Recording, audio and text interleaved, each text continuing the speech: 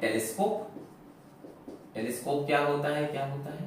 Telescope एक यंत्र होता है जिससे दूर दराज के ऑब्जेक्ट, जैसे चंदा मामा है ना, जैसे जुपिटर चाचा जैसे वीनस मामी, जो प्लैनेट्स हैं, मून हैं, दूर दराज के ऑब्जेक्ट, इनको हम उठाकर अपनी आंख के पास ले आते हैं और फिर उसको हम आसानी से देख सकते हैं।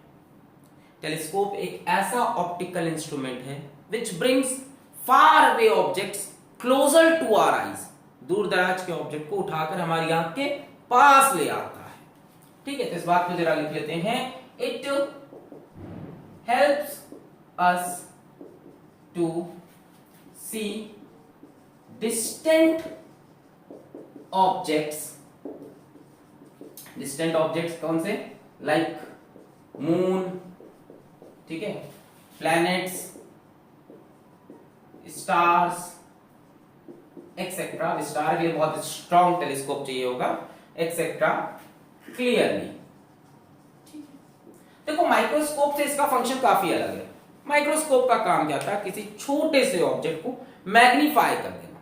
छोटा सा ऑब्जेक्ट हमारे आसपास ही है कहीं, उसको मैग्नीफाई कर देना कि वो दिखाई पड़े। इसका ये काम नहीं है। इसके लिए जो ऑब्जेक्ट है वो ऑलरेडी बड़ा है, पर ऑब्जेक्ट बहुत दूर है। चंदा मामा बहुत दूर है, यहां से साफ साफ दिखाई नहीं पड़ता क्योंकि बहुत दूर है। तो उसकी एक इमेज उठाकर हमारे आंख के पास बना देता है, जिससे हमें वो क्लियरली दिखाई पड़ता है। क्लियर है? टेलीस्कोप किसी ऑब्जेक्ट की साइज नहीं बढ़ाता। बड़ा इंपॉर्टेंट कॉन्सेप्ट है, जेईई मेन 2016 का सवाल है ये।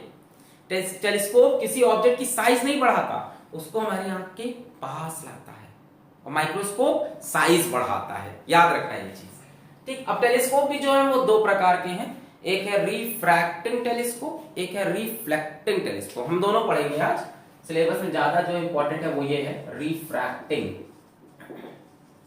टेलीस्कोप। इसी की डेरिवेशन है, फॉर्मूला है। और रिफ्लेक्टिंग का सिर्फ रे डायग्राम पढ़ना है। रिफ्लेक्टिंग टेलीस्कोप, इनके बीच का डिफरेंस भी पढ़ना है और देखना है कौन सा बेटर है। एक रिफ्रैक्टिंग, एक रिफ्लेक्टिंग। ठीक है, ज्यादा सिलेबस में सवाल यहाँ रिफ्रैक्टिंग से ही आएंगे आपके, डेरिवेशन वगैरह है, फॉर्मूला वगैरह है। ठीक है, अच्छा। तो टेलीस्कोप काम कैसे करता है, थोड़ा सा विजुअल एंगल वाले कंसेप्ट पे समझते हैं। तो विजुअल एंगल आपको याद है, तभी हम कह रहे थे प्रीवियस लेक्चर देख के आओ। चलो जल्दी समझाने की कोशिश करते हैं। विजुअल एंगल, कोई भी चीज हमारे आंख पे, ये हमारी आई बॉल, ये आंख पे जो एंगल सबटेंड करती है, ये एंगल थीटा, इस एंगल को हम बोलते हैं विजुअल एंगल। कोई भी चीज हमारे आंख पे जो एंगल सबटेंड करती है उसको बोलते हैं विजुअल एंगल। ये हमारे आंख का पीछे का पार्ट, स्क्रीन है हमारी आंख की, स्क्रीन है, इसको आप रेटिना बोल सकते हो, हमारे आंख की स्क्रीन है। बच्चों जितना बड़ा ये एंगल होगा ना, उतना बड़ा ऑब्जेक्ट दिखता है। बहुत ही सिंपल सी बात है, हमारी आंख पे जितना बड़ा विजुअल एंगल बनेगा, ऑब्जेक्ट उतना बड़ा दिखेगा। देखो ध्यान से देखो, ये ऑब्जेक्ट है, ये रे आगे ले गए, ये बन गई ऑब्जेक्ट की इमेज। ये एंगल थीटा हो जाएगा। बोलो क्लियर है? अब सोचो यही एंगल थीटा बड़ा होता तो इमेज बड़ी बनती कि नहीं? ये एंगल थीटा बड़ा होता, यहां होता तो इमेज बड़ी बनती। थीटा और बड़ा होता, इमेज और बड़ी। सोचो ना, थीटा बड़ा हो, ऐसे हो, थीटा बड़ा हो तो इमेज बड़ी बनेगी। समझ गए? तो आंख के स्क्रीन पे किसी भी ऑब्जेक्ट की इमेज उतनी ही बड़ी बनती है जितना बड़ा ऑब्जेक्ट का विजुअल एंगल हो। यानी सारा खेल विजुअल एंगल का है। जो भी चीज हमारे आंख पे बड़ा विजुअल एंगल बनाएगी वो हमें बड़ी दिखाई पड़ेगी, और जो छोटा विजुअल एंगल बनाएगी वो छोटी। ध्यान से सोचो, अगर यही विजुअल एंगल बड़ा होता, मान लो यही एंगल ये हो, ये देखो विजुअल एंगल बड़ा हो गया, ये वाला, ये वाला, तो इसकी इमेज भी देखो कैसी होगी, बड़ी। तो जो भी चीज जितना बड़ा विजुअल एंगल सबटेंड करेगी वो उतनी बड़ी हमारी आंखों को दिखाई पड़ेगी। पहली बात तो ये, ठीक है। इसको हम डिस्कस कर चुके हैं पूरा माइक्रोस्कोप में। हमने कोशिश किया जल्दी से आपको फिर से समझा दें विजुअल एंगल का कंसेप्ट। कोई भी चीज हमारी आंख पे जो एंगल सबटेंड करती है उसको हम बोलते हैं विजुअल एंगल थीटा। और जितना बड़ा एंगल होगा उतनी बड़ी हमारी आंख की स्क्रीन पर, रेटिना पर, उतनी बड़ी इमेज होगी। ठीक। अब देखो टेलीस्कोप क्या करता है। जो चांद सूरज है, या चांद और जुपिटर है, वीनस है, ये बड़े हैं, छोटे नहीं है, ये बड़े ऑब्जेक्ट है। पर बहुत दूर है। बहुत दूर होने के कारण से विजुअल एंगल बहुत छोटा बनाते हैं। चलो यहाँ पे हम दिखाते हैं ये चीज। मान लो ये अपना कोई चांद सूरज कुछ है, ऐसे हमने दिखा दिया, ठीक है, चांद है, जुपिटर है, जो भी है, ये हमारी आंख से बहुत दूर है। यहाँ मान लो हमारी आंख है, बहुत दूर है, तो ये जो विजुअल एंगल बना रहे हैं आप, तो ये बहुत छोटा बन रहा है कि नहीं? This visual angle is very very small. मान लेते हैं इस विजुअल एंगल को हम अल्फा बोल दें, तो ये कैसा दिखेगा? हमें बड़ा दिखेगा, छोटा दिखेगा? छोटा दिखेगा। देखो जितना बड़ा विजुअल एंगल उतनी बड़ी इधर जाके इमेज बन रही है स्क्रीन पे। अब सोचिए ये ऑब्जेक्ट बहुत दूर है, यहाँ है कहीं, यहाँ से जो विजुअल एंगल बनेगा छोटा बनेगा कि नहीं? ये यहाँ से लाइन जोड़ो, ये इमेज बनी छोटी, तो वही चीज वहां पे हुई, विजुअल एंगल ही छोटा बन रहा है, उधर इमेज जाके भी छोटी सी बनेगी। बात समझ में आ रही है? इसीलिए हमें ये सब ऑब्जेक्ट छोटे दिख रहे हैं, सबको पता है, सब पहले ही पढ़ चुके हैं, क्योंकि ये दूर है हमसे इसलिए छोटे दिखते हैं। आज उसी का रीजन बता रहे हैं कि दूर होने पे दिक्कत क्या हुई। दूर होने पे दिक्कत ये हुई कि विजुअल एंगल बहुत छोटा बना रहे थे, जिसकी वजह से रेटिना पे इनकी इमेज बहुत छोटी बन रही थी। इसको ध्यान से समझ लो तो मैग्नीफाइंग पावर का फॉर्मूला इसका समझ में आ जाएगा। ये ठीक है, स्केल वगैरह से बनाओगे और अच्छा डायग्राम बनेगा। इस एंगल को मैंने अल्फा बोला, विच इज वेरी वेरी स्मॉल। अब सोचो टेलीस्कोप क्या करे, इसकी साइज नहीं बढ़ाएगा। टेलीस्कोप क्या करे, इसी को लाके आंख के पास रख दे। ध्यान से, आंख वही है, टेलीस्कोप ने क्या कहा किया, कुछ लेंस का कुछ जुगाड़, खेल, मिरर का कुछ खेल हुआ और इसकी एक इमेज बनाई जो कि आपकी आंख के एकदम पास है।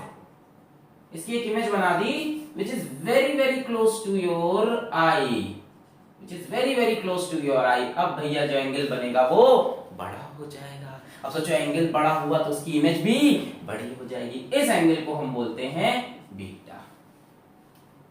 बोलो क्लियर हुआ?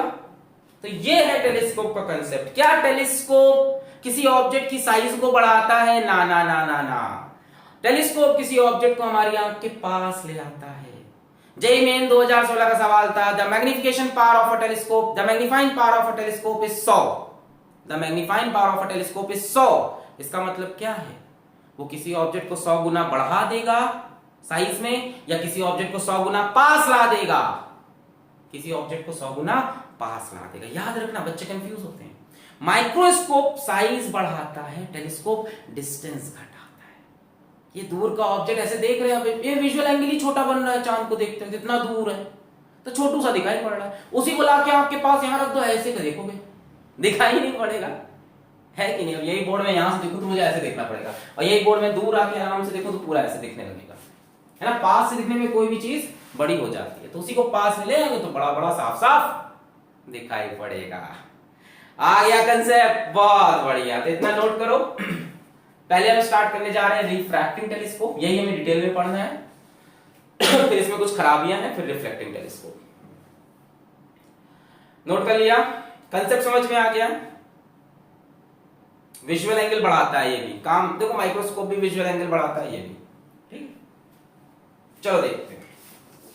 बहुत बढ़िया, मेरे ख्याल से हम आपको कंसेप्ट क्लियर हो रहा होगा, वरना रटवाने को तो हम रटवा ही सकते थे। तो शुरू करते हैं रिफ्रैक्टिंग टेलीस्कोप से कहानी को। Refracting telescope, refracting telescope. तो सबसे पहले बात करेंगे मैग्नीफाइंग पावर के फॉर्मूले की। मैग्नीफाइंग पावर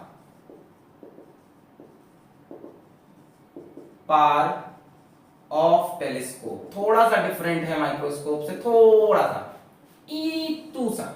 कैपिटल एम ले लेंगे इसका हम symbol. Magnifying power of telescope is equal to, बोलो सब लोग साथ में, visual angle formed by final image divided by visual angle formed by object। ठीक है, अब ऑब्जेक्ट केप्ट एट डी नहीं लिखना है यहाँ पे। माइक्रोस्कोप में लिखते थे ना object kept at D, D मतलब होता है 25 सेंटीमीटर। यहाँ कैसे ऑब्जेक्ट को 25 सेंटीमीटर रखोगे? चांद को उठा के लाएंगे 25 सेंटीमीटर में? नहीं सर, मेरी तो गर्लफ्रेंड चांद जैसी है, उसको मैं 25 सेंटीमीटर पे रख के देख लूंगा। ठीक, कितना गंदा लगेगा, 25 सेंटीमीटर यहाँ पे खड़ी रहेगी गर्लफ्रेंड भी। अरे सर ये तो सीन क्रिएट हो गया। अरे आजा वापस। Visual angle formed by object, object को डी पे नहीं, ये मत लिख देना माइक्रोस्कोप की तरह कैपिटल डी, ये पॉसिबल नहीं है। वीनस को लाके हम यहाँ 25 सेंटीमीटर पे नहीं रख सकते, ठीक है, इतना भयानक ग्रेविटेशन पुल होगा। छोड़ो, अच्छा ये सब फालतू बातें। इसको हम ऐसे भी लिख सकते हैं बीटा बटे अल्फा, बीटा बटे अल्फा, और बीटा और अल्फा भी हमने आपको दिखा दिया था। अल्फा था एंगल बिना टेलीस्कोप का, बिना टेलीस्कोप ऐसे चांद को देख रहे हैं, बहुत दूर है, एंगल बन रहा है छोटा सा, ऐसे देखो। अरे यार चांद हम रात में देखना चाहते हैं, ऐसे देख लेते हैं आसानी से, क्यों? क्योंकि दूर है। अब सोचो वही चांद यहाँ पे हो, कैसे देखोगे? ऐसे करके, ऐसे। अरे होता है कि नहीं, कोई बहुत बड़ी बिल्डिंग है, उसके एकदम पास जाके देखने की कोशिश करो, ऐसे करके देखना पड़ता है कि नहीं? विजुअल एंगल बढ़ जाता है कि नहीं? बड़ी दिखाई पड़ती है कि नहीं?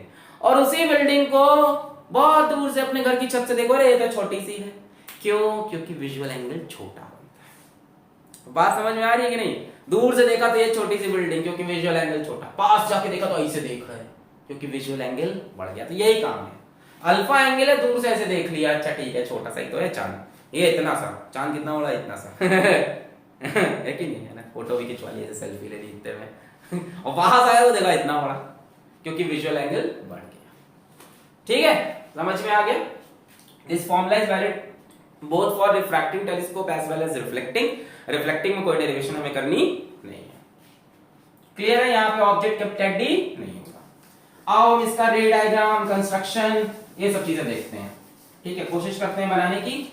आप pencil, rubber, scale, cutter, pencil box, ये सब तो है ही नहीं सर, तो जिससे भी लाइन खींचते हो वो चीज निकाल लो, कोशिश करना थोड़ा सुंदर डायग्राम बनाने की। Let us draw the ray diagram for a refracting telescope. Refracting telescope, as you all know, I have learned English from Oxford University. Refracting telescope, तो इसमें दो लेंसेज होते हैं जैसे माइक्रोस्कोप में होते थे। माइक्रोस्कोप में एक होता था ऑब्जेक्टिव छोटू, एक होता था आईपीस बड़ू। इसमें उल्टा है, इसमें उल्टी कहानी। इसमें ऑब्जेक्टिव होता है बड़ू और इसमें आईपीस होता है छोटू। थोड़ा बड़ा कर लेते, बहुत छोटा भी नहीं। ये आईपीस हो गया, ये ऑब्जेक्टिव। कहानी उल्टी है इसमें माइक्रोस्कोप के। This is objective lens. कैसा है ये? लार्ज फोकल लेंथ का एंड लार्ज अपर्चर का। अपर्चर समझते हो? अपर्णा नहीं बोल रहे हैं, हमेशा लड़कियों के नाम तुम लोग के दिमाग में। अपर्चर, अपर्चर मतलब इसका साइज बड़ा, ठीक है। और ये है आईपीस। आईपीस समझते हो? जो आंख के पास होता है, eyepiece lens. It is of small focal length. एकदम माइक्रोस्कोप का उल्टा कहानी है, उसमें ऑब्जेक्टिव छोटा था, इसमें आईपीस। अच्छा, अब यहां पे हम ऑब्जेक्ट रख लेते हैं, ठीक है। मान लेते हैं ऑब्जेक्ट आंख से कितने डिस्टेंस पे है? यू डिस्टेंस पे है। सोचते हो कभी ऑब्जेक्ट कैसे रख सकते हो यू डिस्टेंस पे? अरे इनफाइनाइट डिस्टेंस पे है ऑब्जेक्ट। चेक कर रहा था मैं, इनफाइनाइट डिस्टेंस पे है ऑब्जेक्ट। चंदा मामा कहाँ है इनफाइनाइट डिस्टेंस पे? वीनस चाचा कहाँ है? बहुत दूर है, इनफाइनाइट डिस्टेंस पे। तो ऑब्जेक्ट इन्फिनिटी पे है। इन्फिनिटी से कैसी रे आती हैं? पैरेलल रेज आती हैं। इन्फिनिटी से कैसी रे?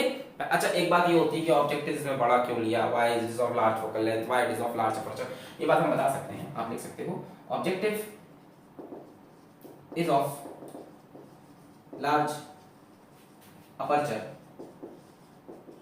and large focal length so that it can collect more light from distant object। देखो यार थोड़ी सी एक प्रॉब्लम है, थोड़ी सी एक प्रॉब्लम है। क्या? कि ऑब्जेक्ट यार बहुत दूर है, बहुत दूर है ऑब्जेक्ट, है ना। अब चांद से रेज आ रही हैं, अब खूब ढेर सारी रेस कलेक्ट हो जाएंगी, तभी तो चांद की इमेज जो बनेगी वो ब्राइट बनेगी, वरना धुंधली सी इमेज बनेगी। चांद से जो रेज आ रही हैं, अगर आप उसमें से 2-3 रेज ही कलेक्ट कर पाए, इतना छोटा सा लेंस ले लो, उसमें भाई इतने छोटे से लेंस में कितनी रेज गई? मान लो 1000 रेज गई, तो 1000 रेज से एक ब्राइट मतलब एक डिम सी इमेज बन के आई। तो आपने बड़ा सा लेंस लिया, लेकिन से 1 करोड़ रे गई, 1 करोड़ रे गई, तो जो इमेज बनी वो भी बढ़िया इंटेंसिटी की बनी।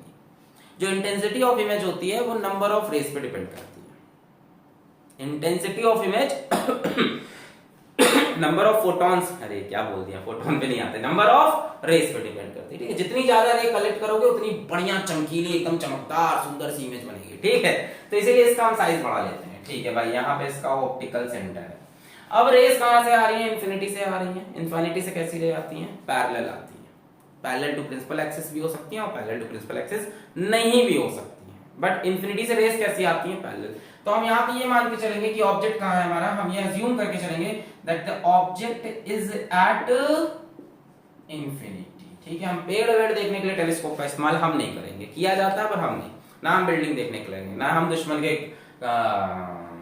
के उसमें खेमे में हमला करना, हम उसके लिए हम सिर्फ चांद तारे देखने के लिए इस्तेमाल करेंगे, यानी ऑब्जेक्ट एट इंफिनिटी होगा। मान लीजिए इंफिनिटी से कैसी रेज आएंगी? पैरेलल रेज आएंगी, ठीक है। तो हम इंफिनिटी से पैरेलल रेज लाते हैं। अच्छा, इंफिनिटी से जो पैरेलल रेज आती हैं वो कहां पे मिलती हैं? फोकल प्लेन में मिलती हैं, ठीक है। तो मान लो ये ऑब्जेक्टिव है, इसका फोकस कहीं यहाँ है, मान लो फोकस एफ है, ठीक है। तो इंफिनिटी से जो रेज आएंगी वो कहां मिलेंगी? फोकल प्लेन में, ठीक है। तो इंफिनिटी से रेज लाते हैं, थोड़ा सा मैं पहले से मैनिपुलेशन कर रहा हूं। ये एक रे लेके आया मैं ऑप्टिकल सेंटर से, पासेस कैसी पास करती है ऑप्टिकल सेंटर? फिर से बनाऊंगा मैं, रुक जा, सुंदर डायग्राम बनाएगा मैं। हाँ गंदा हो गया, एक मिनट।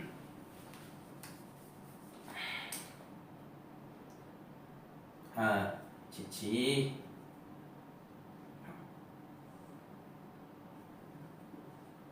मैं वहां मुझे इमेज बनानी है, ठीक। एक रे में इंफिनिटी से लेके आया, कैसी? एकदम ऑप्टिकल सेंटर से पास कराया अनडेविएटेड। और बच्चों एक ले आते हैं, एक ले आते हैं, इसी के पैरेलल आनी पड़ेगी, पैरेलल रेज आती, ये पैरेलल रेज आ गई। पैरेलल रेज कहां से आ रही है? इंफिनिटी से आ रही है, ठीक है। यहाँ कहीं ऑब्जेक्ट रहा होगा, ऐसे बनाया जाता है, ठीक है। एक्सटेंडेड ऑब्जेक्ट, इसको बोल दो ए बी, ये चांद है, ठीक है। चांद के सर को ये बोला, पैर को बी बोला, एक्सटेंडेड ऑब्जेक्ट है। अब ये रे पैरेलल आई है, पैरेलल रेज कहां पे मिलती हैं? Focal plane. देखो प्रिंसिपल एक्सिस के पैरेलल होती तो फोकस पे मिलती, और सिर्फ आपस में पैरेलल है तो फोकल प्लेन में मिलेंगी ही मिलेंगी। तो ये रे भी ले जाके यहां मिला दो, ये बन गई इसकी इमेज, ठीक है ना। एफ ओ ऊपर लिख लेते हैं, एफ ओ, ये बन गई इसकी इमेज। तो ये मैंने बनाया, ठीक है। इसको बोल देंगे ए डैश, इसको बोल देंगे बी डैश। तो एक रियल इन्वर्टेड डिमिनिश्ड इमेज बनी है। जरा ध्यान दो, जरा ध्यान दो, रियल इन्वर्टेड डिमिनिश्ड इमेज बनी है। बड़ा नहीं किया इसने इमेज को। ये नहीं कि ऑब्जेक्ट से बड़ी बनाओगे, कैसे? चांद से बड़ी उसकी इमेज थोड़ी ना बना दोगे। तो एक डिमिनिश्ड इमेज बनाते हैं जब इंफिनिटी पे ऑब्जेक्ट होता है, कैसी इमेज बनती है? डिमिनिश्ड। अब दूसरे लेंस का रोल आया, यहां से आईपीस लेंस का रोल आया। अब आईपीस की फोकल लेंथ कैसी है? स्मॉल है। जरा आईपीस को खिसका लेते हैं थोड़ा डायग्राम बनाने के लिए, आईपीस को थोड़ा खिसका लेते हैं। आईपीस हम यहां बना लेते हैं, ठीक है। ये ठीक है। आईपीस लेंस कैसा है?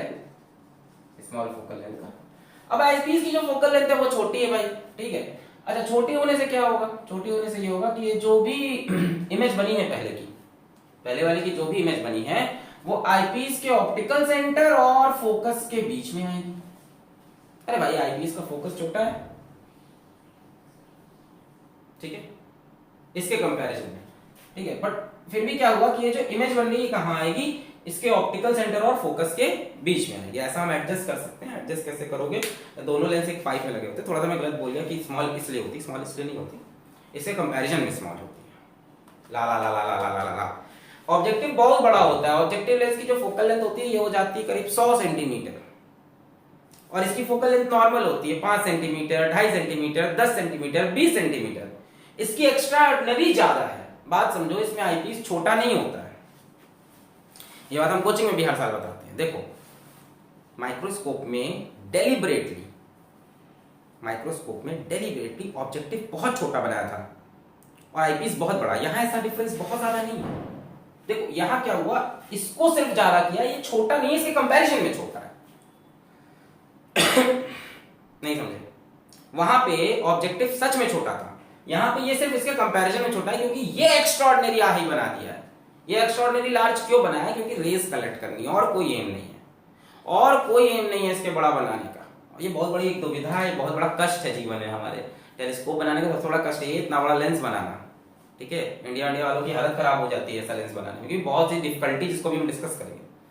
तो इसको बड़ा बनाते हैं सिर्फ ज्यादा रेस कलेक्ट करने के लिए, और ये छोटा नहीं है, इसके कंपैरिजन में छोटा है। तो मैं यही बता रहा था कि इसकी फोकल लेंथ फिर भी इतनी है कि इसका फोकस यहां पड़ता है, यही समझा रहा था। इसकी फोकल लेंथ छोटी है पर इतनी छोटी भी नहीं है, इतनी है कि यहां पड़ती है। इससे क्या होगा कि पहले की जो इमेज बनी है, समझ में आ रहा है, कंफ्यूज तो नहीं हुआ, फिर से मैं स्टार्टिंग से एक बार फिर बोलता हूं, एक ऑब्जेक्टिव एक आईपीस, ऑब्जेक्टिव साइज में बड़ा, आईपीस साइज में छोटा एज कंपेयर टू ऑब्जेक्टिव। वैसे कोई छोटा नहीं है, इसकी फोकल लेंथ भी 2.5 सेंटीमीटर, 5 सेंटीमीटर, 10 सेंटीमीटर, 20 सेंटीमीटर है। और हम माइक्रोस्कोप में जब ऑब्जेक्टिव छोटा लेते थे सच में छोटा होता था, 1 सेंटीमीटर, 2 सेंटीमीटर, सच में छोटा होता था। यहाँ आईपीस छोटा नहीं, आईपीस 20 सेंटीमीटर तक हो सकता है। वहां पे ऑब्जेक्टिव जो छोटा लेते थे तो वाकई छोटा होता था। अब समझ में आई बात? अच्छा, तो यहां से रेज आई कहां, फोकल प्लेन पे, एक रियल इन्वर्टेड डिमिनिश्ड इमेज, छोटी इमेज बनी है। अब आईपीस क्या करेगा ना, इसको थोड़ा बड़ा करेगा। बहुत छोटी इमेज बन गई साहब, दिखाई नहीं पड़ रही है। आपने चांद को लिया, चांद से रेस बड़ी आंखों ढेर सारी रेस कलेक्ट किया ऐसे गुच्छे में, और इमेज छोटी सी बना दी। फायदा क्या होगा? हमने कहा हम एक लेंस और लगाएंगे आईपीस, और इसका काम होगा सिंपल माइक्रोस्कोप वाला। इसलिए मैं कह रहा हूं माइक्रोस्कोप पढ़ के आओ, कॉन्सेप्ट सही रखो। इसका काम है सिंपल माइक्रोस्कोप वाला, कि इसकी इमेज को चलो बढ़ा देते हैं। कैसे? अब ये जो इमेज बनती है पहले की, वो दूसरे के लिए क्या बन जाती है? Virtual object. ये कॉन्सेप्ट तो आपका क्लियर होगा। The image form by first lens will become object बोल दो या वर्चुअल ऑब्जेक्ट बोल दो सेकंड लेंस के लिए।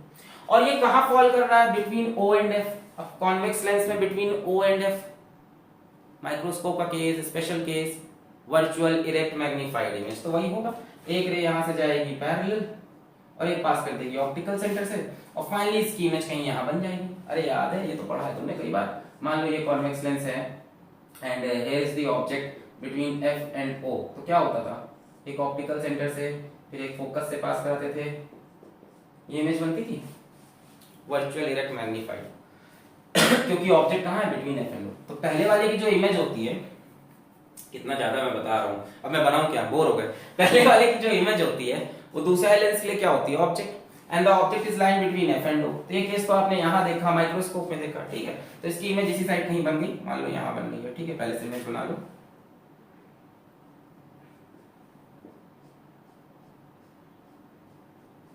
यहां बना लो, A double dash B double dash. अब क्या करो, इसको ले जाके ऑप्टिकल सेंटर से पास करा दो एक रे, और एक रे यहां से पास करा दो, ये फोकस ऑफ आईपीस। बोलो सही है? यहां से दो रेज गई, एक ऑप्टिकल सेंटर से पास की, एक कहां से पास की? एक पैरेलल ले गया प्रिंसिपल एक्सिस के, किससे पास करेगी? फोकस से। दोनों रेज कैसी हैं नेचर में? डाइवर्जिंग है। देखो यहां पे जैसे डाइवर्जिंग है, एक ऑप्टिकल सेंटर से एक पैरेलल ले गया, फिर फोकस से पास कराया इधर साइड, डाइवर्जिंग। पीछे मिली कहां पे? कहीं पीछे मिली, कैसी इमेज बन गई? Virtual erect magnified. तो दूसरे वाले लेंस का काम है क्या? अगर ध्यान से देखो तो यहाँ पे भी आईपीस लेंस कैसे बिहेव कर रहा है? जस्ट लाइक सिंपल, कहीं और लिखने की बात यहाँ है, आईपीस लेंस यहाँ पे भी काम कर रहा है जस्ट लाइक सिंपल माइक्रोस्कोप। मैंने कहा था सिंपल माइक्रोस्कोप अच्छे से पढ़ लो, देखो काम आ रहा है कि नहीं। कंपाउंड माइक्रोस्कोप में भी काम आया, यहाँ पे भी कंपाउंड में भी जो आईपीस था कैसे बिहेव कर रहा था? Simple microscope. टेलीस्कोप में भी जो आईपीस है कैसे बिहेव कर रहा है? Simple microscope. देखो इसने क्या किया, इसने बड़ा काम कर दिया। बड़ा काम था वहां से रेस कलेक्ट करना ढेर सारी, और उसकी एक इमेज बना के दे दी। दिक्कत क्या है, जो इमेज बनी वो डिमिनिश्ड इमेज बनाई। जो इमेज बनी वो कैसी है? डिमिनिश्ड इमेज बनी है। तो उसी इमेज को इसने क्या किया? मैग्नीफाई कर दिया। इससे ज्यादा मैग्नीफाइड नहीं है, ये भी मत सोचो कि ऑब्जेक्ट से बड़ी है, बस इससे थोड़ा बड़ा कर दिया। छोटी सी इमेज ऐसे बननी दिख ही नहीं रही है। फोकस पे कैसी इमेज बनती है? फोकल प्लेन पे कैसी इमेज बनती है? डिमिनिश्ड। तो थोड़ा उसको बड़ा कर दिया। थोड़ी लेबलिंग वगैरह कर लेते हैं, इसको हटाते हैं, लेबलिंग वगैरह करते हैं। ये डिस्टेंस कितना होगा बच्चों? फोकल लेंथ ऑफ ऑब्जेक्टिव के बराबर होगा, तो इसको FO लिख लेते हैं। ये डिस्टेंस कितना होगा बच्चों? मेरे ख्याल से ये ऑब्जेक्ट डिस्टेंस है, किसके लिए? आईपीस के लिए। दिस इज ये ऑब्जेक्ट हो गया ना, इसके लिए क्या है ये? तो object distance for eyepiece, focal length of objective. पहला वाला जो इमेज है वो कहां बन रहा है? फोकल प्लेन नहीं बन रहा है, फोकस पे फोकस पे, ठीक है। और दूसरी वाली इमेज तो कहीं पीछे बन रही है ना, बिहेविंग लाइक सिंपल माइक्रोस्कोप। अच्छा, अब बात आती है मैग्निफिकेशन अल्फा और बीटा की। अल्फा था कि चांद जो सीधा एंगल आंख पे बना रहा है वो अल्फा था, कि बिना टेलीस्कोप के ऐसे खड़े हो गए कितना एंगल बना रहा है। तो यार बिना टेलीस्कोप के ये एंगल बना रहा है सर, ये तो लेंस पे बना, अरे आंख सोच लो तुम यहीं से देख रहे हो, इसी लेंस के आगे खड़े हो गए तुम बिना टेलीस्कोप के, ये टेलीस्कोप था, टेलीस्कोप पीछे रख के उसी के आगे खड़े हो गए थे, चांद को देख रहे हो। अब ठीक है, तो आपने टेलीस्कोप लिया, ये पूरा टेलीस्कोप है ना, एक बड़ा ऑब्जेक्टिव, एक पहले टेलीस्कोप समझा दे एक बार फिर से, फिर बताते हैं कहानी। एक बड़ा ऑब्जेक्टिव, छोटा आईपीस, आईपीस बहुत छोटा नहीं है, इसके कंपैरिजन में छोटा है। ऑब्जेक्टिव काम है खूब सारी रेस कलेक्ट करो, रेस कहां से आ रही है, इंफिनिटी से, इंफिनिटी की रेस कहां मिलती है, फोकल प्लेन पे। कैसी इमेज बन गई, रियल, इन्वर्टेड और डिमिनिश्ड, एक्चुअल में हाईली डिमिनिश्ड होती है, बहुत छोटी इमेज बनी। अब इस इमेज को बड़ा करना है, वो काम करेगा आईपीस। आईपीस के लिए इमेज कहां लाई करेगी, आईपीस के लिए पहली बात तो ये image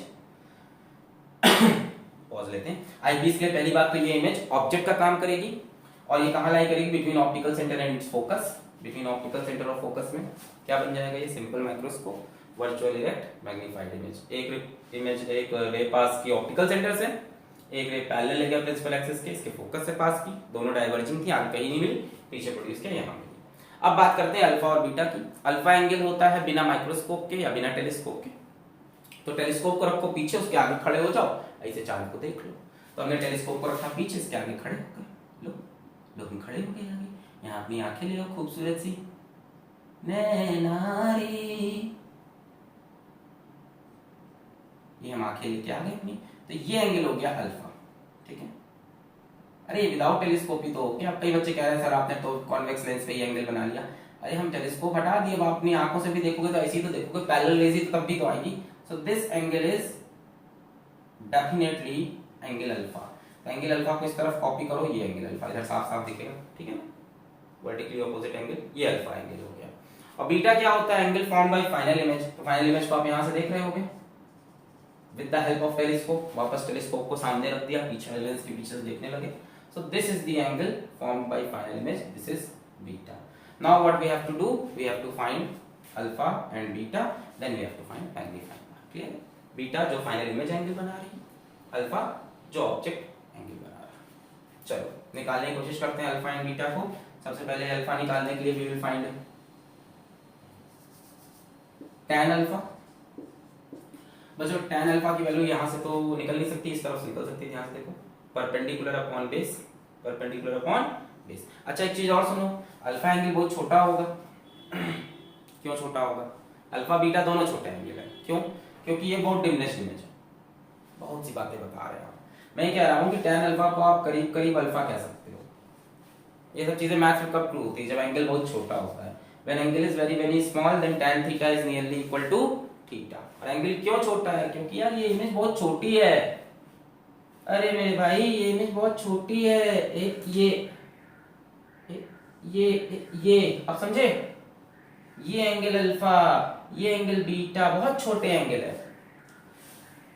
When object is at infinity, image is formed at focus, real, inverted and highly diminished। वो तो इसमें दिख रहा है बड़ा, असल में तो बहुत छोटी इमेज बनी है, हाईली डिमिनिश्ड इमेज है ना, हाईली डिमिनिश्ड। ये देखो ये एंगल अल्फा बन रहा है छोटा सा, और एंगल बहुत छोटा होता है तब tan theta is nearly equal to theta. यहां से tan थीटा की वैल्यू बोलो, परपेंडिकुलर अपॉन बेस। परपेंडिकुलर कितना हो गया, a dash b dash, base कितना हो गया fo, focal length of object, ठीक है। इस तरह से tan बीटा की बात करें तो मैंने बोला बीटा भी बहुत छोटा एंगल है, सेम रीजन ये बहुत छोटा होगा।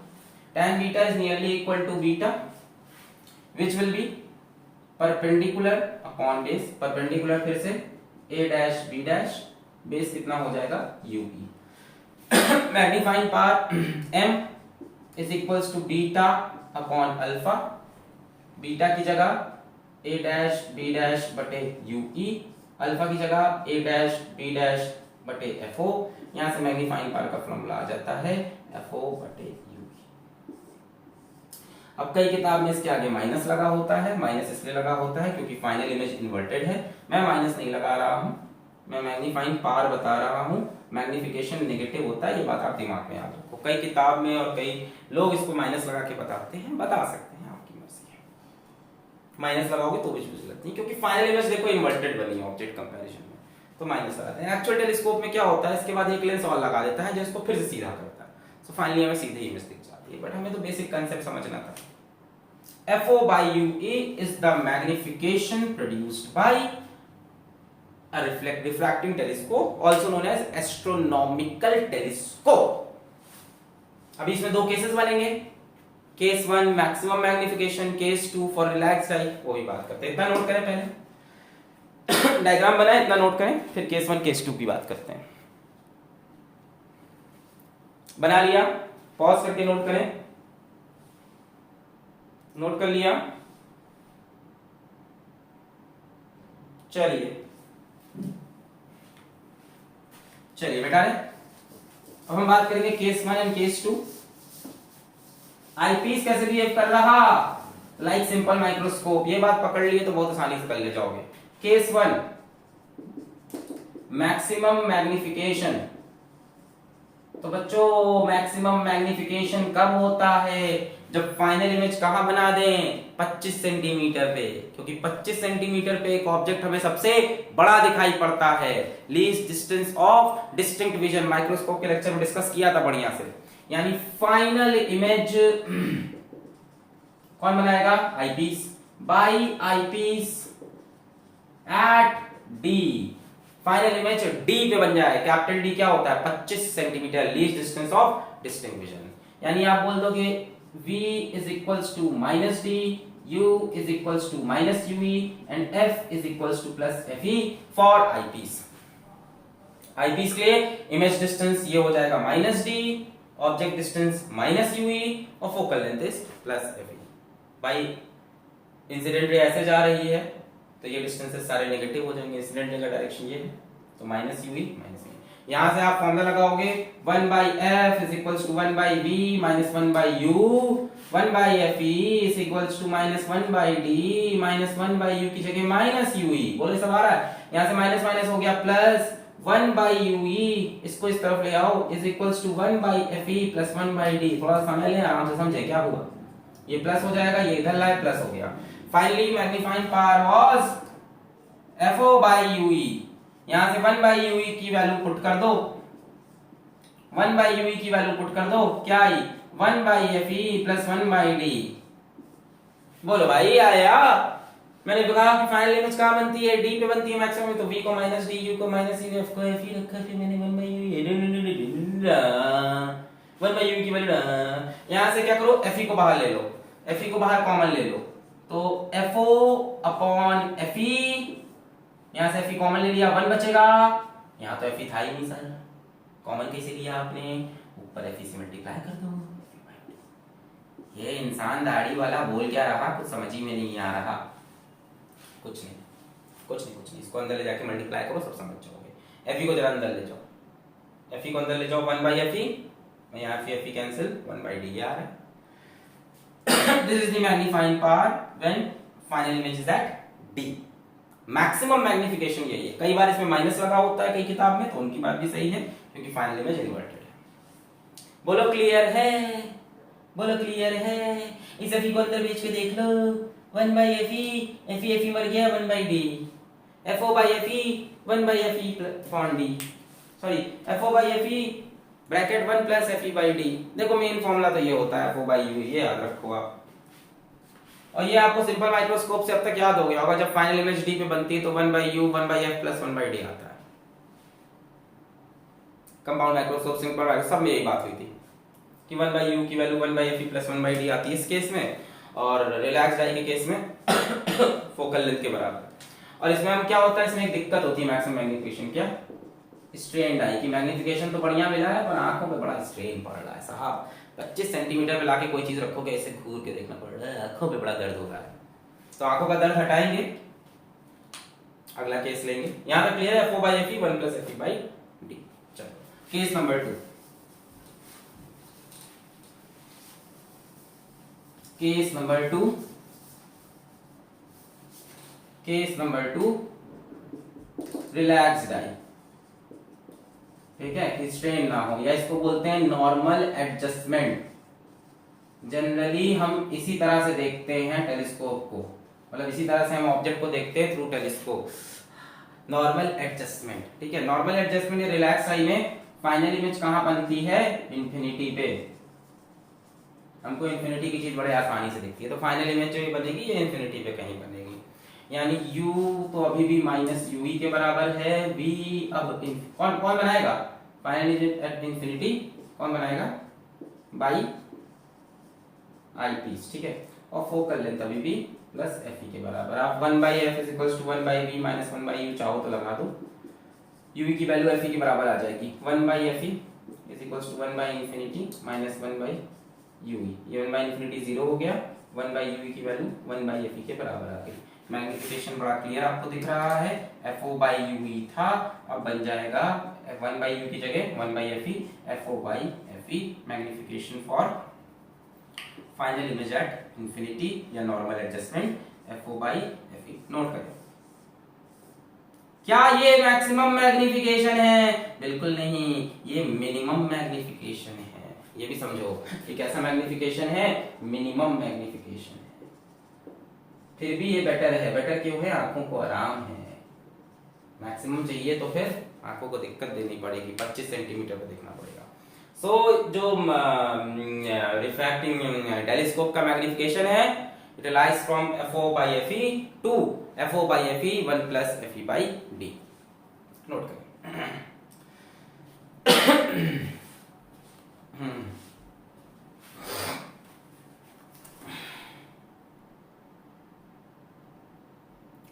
एक चीज और आती है, that is called length of telescope. तो बच्चों लेंथ ऑफ टेलीस्कोप का फॉर्मूला देखो, देखो लेंथ होता है distance between objective and eyepiece, ये जो डिस्टेंस होता है इसको लेंथ बोलते हैं।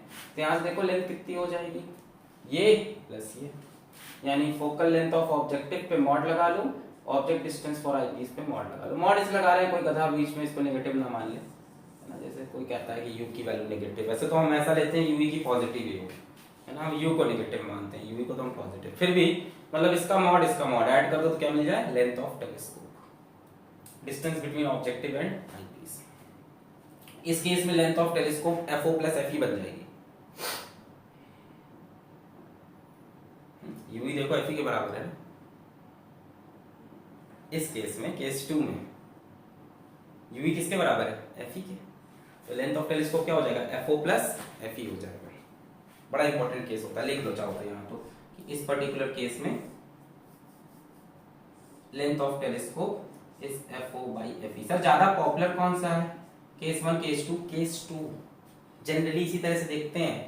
तो जनरली अगर आप बहुत मतलब किसी बढ़िया आप सोसाइटी में बैठे हो जहाँ बढ़िया एकदम साइंस वाली बातें हो रही हैं, तो हो सकता है सीधा आपसे कहें length of telescope is FO/fe, वही सब बताएं ना, यू सब खा जाएंगे, मतलब जनरली लोग ऐसी बात करेंगे, ठीक है। तो this is the main formula for length of telescope, otherwise एक पर्टिकुलर केस है तो आप समझ ही गए हो। मिटा रहे न्यूमेरिकल्स में आए, नोट कर लो, रिवाइज कर लो, न्यूमेरिकल इसके लिए क्या आए हैं, आपको न्यूमेरिकल कराते हैं हम, इसके न्यूमेरिकल लेकर आए हैं, तो न्यूमेरिकल इसका सबसे पहले उठाते हैं, आप इसको नोट कर लें, नोट कर लिया, मिटा रहे, चलिए रिफ्रैक्टिंग टेलीस्कोप का न्यूमेरिकल करते हैं। मैग्निफिकेशन इज FO/UE,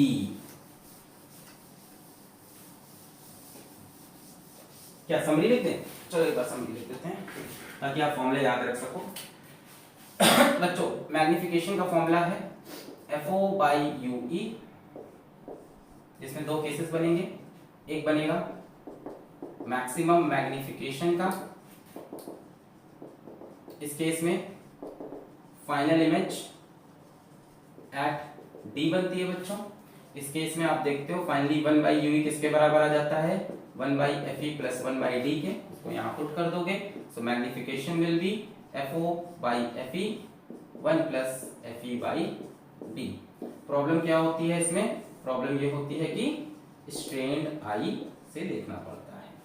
दूसरा केस क्या होता है बच्चों, दूसरा होता है हमारा नॉर्मल एडजस्टमेंट, या उसी को हम बोल देते हैं रिलैक्स्ड आई। बच्चों उस केस में फाइनल इमेज कहाँ बनती है, शायद इंफिनिटी पे बनती है, तो फाइनल इमेज एट इंफिनिटी। उस केस में बच्चों यूवी की वैल्यू सीधी सीधी एफ के बराबर हो जाती है, यूवी की जगह एफ रख दोगे, मैग्निफिकेशन विल बी FO/fe। एक डिसएडवांटेज इस केस का वो ये है कि मिनिमम मैग्निफिकेशन है ये।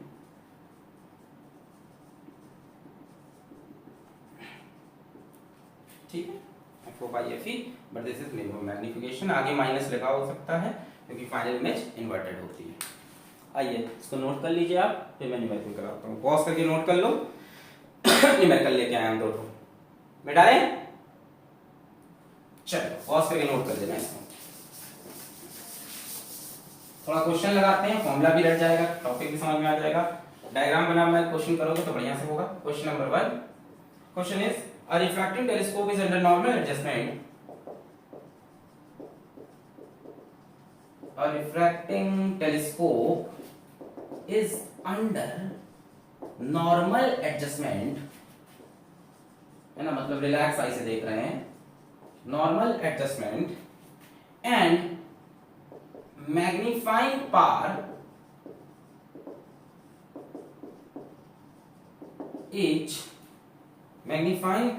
is 5 if the length of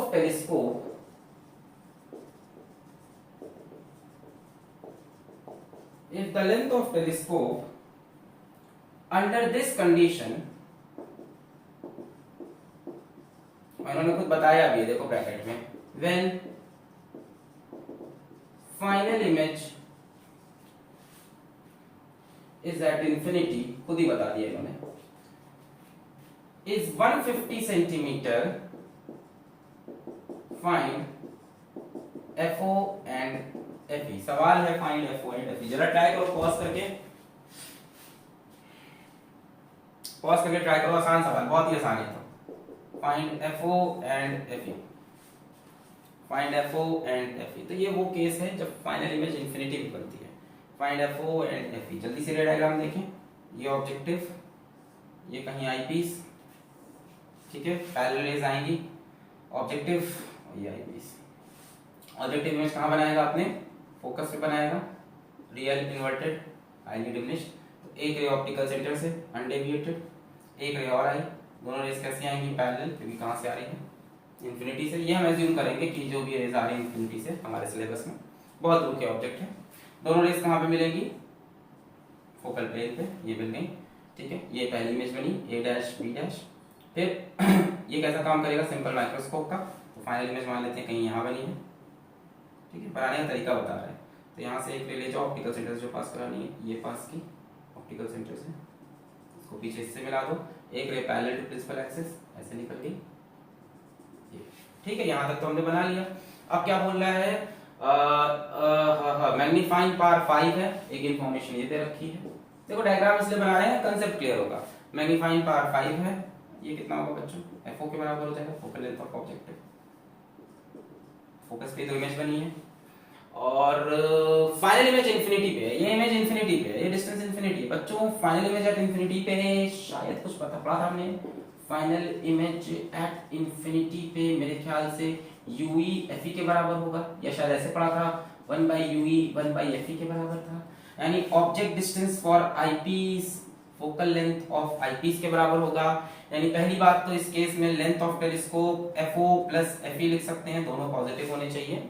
FO plus FE, length of telescope दे रखा है 150, तो 150 is equals to FO plus FE। और शायद इस केस में जो मैग्निफिकेशन होगा, मैग्निफिकेशन का जनरल फॉर्मूला था FO by UE, इस केस में UE किसके इक्वल है, FE के, तो मैग्निफिकेशन हो जाएगा इस केस का बच्चों FO by FE। मैग्निफिकेशन की वैल्यू दे रखी है 5, तो FO by FE की जगह हम लिख देंगे 5। इक्वेशन नंबर 1, इक्वेशन नंबर 2, हलवा सवाल हो जाएगा, कर लेंगे। यहां से FO किसके बराबर हो गया, FO is equals to 5FE, 5FE को यहाँ पुट कर दो, 5FE और FE कितना हो गया 6FE, 5FE प्लस FE कितना हो गया 6FE is equals to 150। यहाँ से FE की वैल्यू हो जाएगी 150 बटे 6, 6 1 6, 6 2 12, 30, 6 5 30, 25 सेंटीमीटर। तो focal length of eyepiece is 25 centimetre, focal length of objective is 5 Guna of eyepiece, तो इसका 5 गुना कर लो 125, दोनों को जोड़ लो 150 आ रहा है, डिवाइड करके देख लो 5 आ रहा है, सही है, डिवाइड करके देखो 5 आ रहा है, जोड़ के देखो 150 आ रहा है, दोनों कंडीशन सेटिस्फाइड। बड़ा ही आसान क्वेश्चन था, डायग्राम इसलिए बना रहा था क्या वो कंसेप्ट बढ़िया है।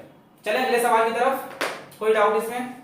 फाइनल इमेज एट इन्फिनिटी जब बनती है तो 1/UFE के बराबर या UFE के बराबर, ये FE हो गया, लेंथ हो गया FO+FE के बराबर, और मैग्नीफिकेशन होता है FO/UE, UFE के बराबर FO/FE। FO/FE भी रटवा दिया था। एक इक्वेशन ये हो गई, मैग्नीफिकेशन 5 है। अगला सवाल देखें, नोट कर लिया इसको।